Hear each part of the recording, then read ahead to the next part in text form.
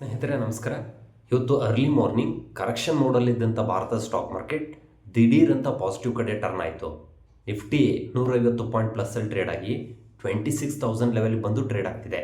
Sensex 500 point ಪ್ಲಸ್ಸಲ್ಲಿ trade ಆಗಿ 85,000 ಲೆವೆಲಲ್ಲಿ ಬಂದು ಟ್ರೇಡ್ ಆಗ್ತಿದೆ. ಮಾರ್ಕೆಟ್ ಇಷ್ಟು ಪಾಸಿಟಿವಲ್ಲಿ ಟ್ರೇಡ್ ಆಗೋದಕ್ಕೆ ಅನೇಕ ಕಾರಣಗಳಿದ್ದಾವೆ. ಸ್ನೇಹಿತರೆ, ಈ ಒಂದು ವಿಡಿಯೋದಲ್ಲಿ ಆ ಎಲ್ಲ ಕಾರಣಗಳನ್ನು ಒನ್ ಬೈ ಒನ್ ಡಿಸ್ಕಷನ್ ಮಾಡುತ್ತಾ ಹೋಗ್ತೀನಿ. ಸ್ನೇಹಿತರೆ, ವಿಡಿಯೋ ಸಖತ್ ಇಂಟ್ರೆಸ್ಟಿಂಗ್ ಆಗಿರುತ್ತೆ. ಕೊನೆವರೆಗೂ ಈ ವಿಡಿಯೋನ ತಪ್ಪದೆ ನೋಡಿ. Let's get started. ಮೊದಲನೇ ಕಾರಣ ಬಂದ್ಬಿಟ್ಟು ಐ.ಟಿ. ಸ್ಟಾಕ್ಸ್. ಸ್ನೇಹಿತರೆ, ಭಾರತದ ಟಾಪ್ ಐ.ಟಿ. ಸ್ಟಾಕ್ಸ್ಗಳಾದಂಥ TCS, ಇನ್ಫೋಸಿಸ್, HCL ಟೆಕ್ನಾಲಜಿ ಈ ಎಲ್ಲ ಕಂಪ್ನಿಗಳಿಗೂ ಕೂಡ 90% ಆಫ್ ರೆವೆನ್ಯೂ ಬಂದ್ಬಿಟ್ಟು USA ಬರುತ್ತೆ. ಆದರೆ ಲಾಸ್ಟ್ ಒಂದು ವರ್ಷದಿಂದ US ಸ್ವಲ್ಪ ಸ್ಲೋಡೌನ್ ನಡೀತಾ ಇದೆ. ಅದರ ಜೊತೆಗೆ ಡೊನಾಲ್ಡ್ ಟ್ರಂಪ್ ಅವರು ಅಧ್ಯಕ್ಷರಾದ ಮೇಲೆ ಟ್ಯಾರಿಫನ್ನು ಹಾಕ್ತಾ ಇದ್ದಾರೆ. ಈ ಎಲ್ಲ ಫ್ಯಾಕ್ಟರ್ಸಿಂದಾಗಿ ಐ.ಟಿ. ಸ್ಟಾಕ್ಸ್ಗಳು ದೊಡ್ಡ ಮಟ್ಟದಲ್ಲಿ ಸ್ಟ್ರಗಲ್ ಮಾಡ್ತಾ ಇದ್ವು. ಅದ್ರ ಜೊತೆಗೆ ಈ ಎಲ್ಲ ಐ.ಟಿ. ಸ್ಟಾಕ್ಸ್ಗಳು 20%, 30% ಕರೆಕ್ಷನ್ಸ್ ಆಗಿದ್ವು. ಉದಾಹರಣೆಗೆ TCS 4,500ರಿಂದ 3,000ವರೆಗೂ ಬಂದಿತ್ತು, 30% ಕರೆಕ್ಷನ್ಸ್ ಆಗಿತ್ತು. ಇನ್ಫೋಸಿಸ್ 2,000ದಿಂದ 1,500ವರೆಗೂ ಬಂದಿತ್ತು, 25% ಕರೆಕ್ಷನ್ ಆಗಿತ್ತು. HCL ಟೆಕ್ನಾಲಜಿ 2,000ದಿಂದ 1,400ವರೆಗೂ ಬಂದಿತ್ತು, 30% ಕರೆಕ್ಷನ್ಸ್ ಆಗಿತ್ತು. ಸ್ನೇಹಿತರೆ, ಈ ಐ.ಟಿ. ಸ್ಟಾಕ್ಸ್ಗಳ ಕರೆಕ್ಷನ್ ಆಗಿರೋದ್ರಿಂದ ಸದ್ಯದ ಪರಿಸ್ಥಿತಿನಲ್ಲಿ ಇವುಗಳ ವ್ಯಾಲ್ಯೂಯೇಷನ್ ತುಂಬ ಅಟ್ರಾಕ್ಟಿವ್ ಆಗಿ ಕಾಣ್ತಿದೆ. ಸೊ ಆ ಕಾರಣಕ್ಕೋಸ್ಕರ ಸುಮಾರು ಜನ ಇನ್ವೆಸ್ಟರ್ಸು ಈ ಐ.ಟಿ. ಸ್ಟಾಕ್ಸ್ಗಳನ್ನು ಹ್ಯೂಜ್ ಕ್ವಾಂಟಿಟಿನಲ್ಲಿ ಬೈ ಮಾಡ್ತಾ ಇದ್ದಾರೆ. ಇವತ್ತು ಇನ್ಫೋಸಿಸ್, HCL ಟೆಕ್ನಾಲಜಿ, TCS ಇವೆಲ್ಲ ಸ್ಟಾಕ್ಸ್ಗಳು 2%, 3% ಮೇಲ್ಗಡೆ ಬಂದಿದ್ದಾವೆ. ಓವರಾಲ್ ಆಗಿ ಐ.ಟಿ. ಇಂಡೆಕ್ಸ್ ಇವತ್ತು 2% ಮೇಲ್ ಬಂದಿದೆ.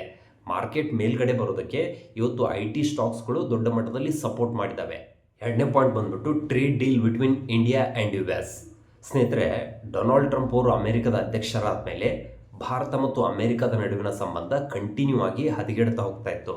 ಆದರೆ ಲಾಸ್ಟು ಒಂದೂವರೆ ತಿಂಗಳಿಂದ ಎರಡೂ ದೇಶಗಳು ಈ ಸಂಬಂಧವನ್ನು ನಾವು ಮತ್ತೆ ಸುಧಾರಿಸ್ಕೋಬೇಕು ಅಂತೇಳಿ ಮಾತುಕತೆಯ ಮೂಲಕ ಸಮ್ಮತಕ್ಕೆ ಬರ್ತಾ ಇದ್ದಾವೆ. ಇದು ಕೂಡ ಮಾರ್ಕೆಟ್ ಮೇಲೆ ಒಂದು ಪಾಸಿಟಿವ್ ಸೆಂಟಿಮೆಂಟನ್ನು ಕ್ರಿಯೇಟ್ ಮಾಡಿದೆ. ಅದ್ರ ಜೊತೆಗೆ ಇನ್ನೊಂದು ಪ್ರಮುಖ ಸುದ್ದಿ ಏನಂತಂದರೆ, ಡೊನಾಲ್ಡ್ ಟ್ರಂಪ್ ಅವರು ಟ್ಯಾರಿಫನ್ನು ಹಾಕ್ಬಿಟ್ಟು ನಾನು ಇಡೀ ವರ್ಲ್ಡನ್ನು ಕಂಟ್ರೋಲ್ ಮಾಡ್ತೀನಿ ಅಂತ ಹೋಗ್ತಾ ಇದ್ರು.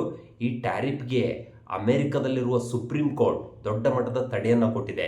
ನೀವು ಮಾಡ್ತಾ ಇರುವಂಥ ಟ್ಯಾರಿಫು, ನೀವು ಹಾಕ್ತಿರುವಂಥ ಟ್ಯಾರಿಫು ಅಷ್ಟು ಸಮಂಜಸ ಇಲ್ಲ ಅಂಥೇಳಿ ಅದಕ್ಕೆ ತಡೆಯನ್ನು ಕೊಟ್ಟಿದೆ. ಈ ಕಾರಣದಿಂದಾಗಿ ಟ್ಯಾರಿಫ್ ಅನ್ನೋ ವಿಷಯದಲ್ಲಿ ಡೊನಾಲ್ಡ್ ಟ್ರಂಪ್ ಅವ್ರಿಗೆ ದೊಡ್ಡ ಮಟ್ಟದ ಹಿನ್ನಡೆ ಆಗಿದೆ.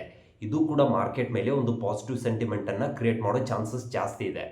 ನೆಕ್ಸ್ಟ್ ಪಾಯಿಂಟ್ ಬಂದ್ಬಿಟ್ಟು retail inflation all time low. ಇತ್ತೀಚಿನ ದಿನಗಳಲ್ಲಿ ರಿಸರ್ವ್ ಬ್ಯಾಂಕ್ ಆಫ್ ಇಂಡಿಯಾ ಮತ್ತು ಕೇಂದ್ರ ಸರ್ಕಾರ ಒಂದು ಡೇಟಾನ ರಿಲೀಸ್ ಮಾಡಿದ್ದಾರೆ. ಆ ಡೇಟಾದಲ್ಲಿ ಏನು ಹೇಳ್ತಾ ಇದ್ದಾರೆ ಅಂತಂದರೆ, ಭಾರತದಲ್ಲಿ inflation day by day continue ಆಗಿ ರಿಡ್ಯೂಸ್ ಆಗ್ತಿದೆ ಅಂತ ಹೇಳ್ತಾ ಇದ್ದಾರೆ. ಸ್ನೇಹಿತರೆ, ಯಾವಾಗ ಇನ್ಫ್ಲೇಷನ್ ಕಮ್ಮಿ ಆಗುತ್ತೆ, which is very good for the economy. Inflation ಕಮ್ಮಿ ಆದಾಗ ಜನಗಳ ಹತ್ರ ಹೆಚ್ಚು ದುಡ್ಡು ಉಳಿಯುತ್ತೆ.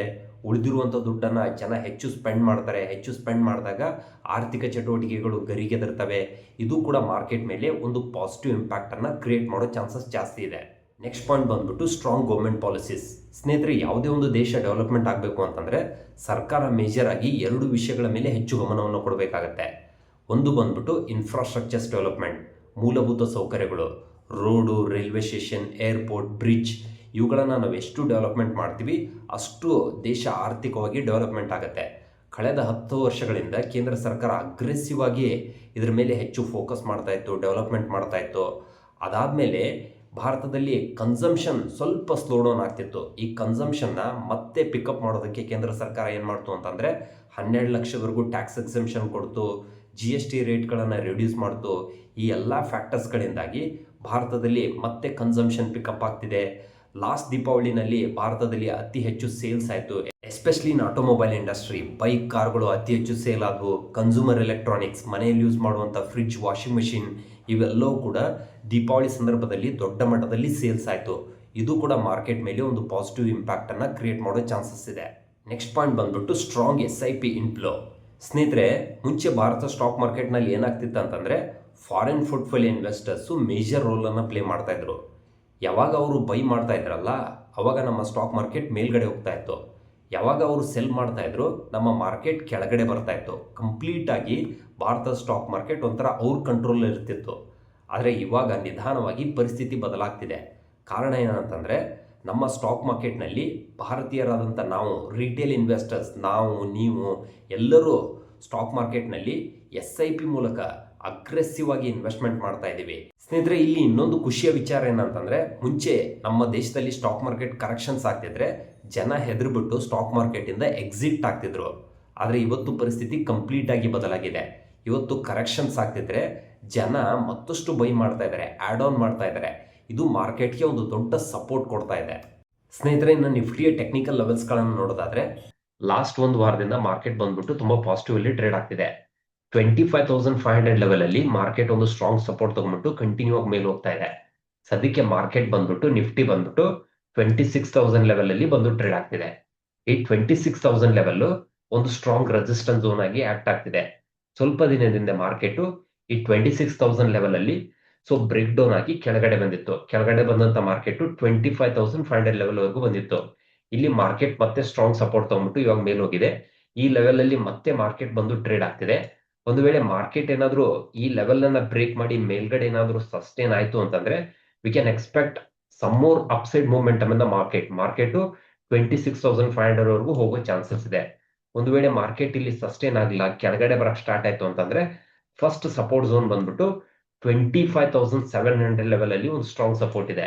ಒಂದು ವೇಳೆ ಈ ಸಪೋರ್ಟ್ ಏನಾದ್ರೂ ಬ್ರೇಕ್ ಆಯ್ತು ಅಂತಂದ್ರೆ ನೆಕ್ಸ್ಟ್ ಸಪೋರ್ಟ್ ಬಂದ್ಬಿಟ್ಟು 25,500 ವರೆಗೂ ಮಾರ್ಕೆಟ್ ಬರೋ ಚಾನ್ಸಸ್ ಇದೆ. ಸ್ನೇಹಿತರೆ, ಈ ಒಂದು ವಿಡಿಯೋದಲ್ಲಿ ನಾವು ಭಾರತ ಸ್ಟಾಕ್ ಮಾರ್ಕೆಟ್ ಯಾಕೆ ಪಾಸಿಟಿವ್ ಅಲ್ಲಿ ಟ್ರೇಡ್ ಆಗ್ತಿದೆ, ಯಾವೆಲ್ಲ ಪಾಯಿಂಟ್ಸ್ಗಳು ಮಾರ್ಕೆಟ್ ಮೇಲೆ ಹೋಗೋದಕ್ಕೆ ಸಪೋರ್ಟ್ ಮಾಡ್ತಾ ಇದೀವಿ ಅನ್ನೋದನ್ನ ಒನ್ ಬೈ ಒನ್ ಡಿಸ್ಕಷನ್ ಮಾಡಿದ್ವಿ. ಸ್ನೇಹಿತರೆ, ಈ ವಿಡಿಯೋ ನಿಮಗೆ ಇಷ್ಟ ಆದರೆ ತಪ್ಪದೇ ಸಬ್ಸ್ಕ್ರೈಬ್ ಮಾಡಿ, ನಿಮ್ಮ ಸ್ನೇಹಿತರೊಂದಿಗೆ ಈ ವಿಡಿಯೋನ ಶೇರ್ ಮಾಡಿ. Thank you so much.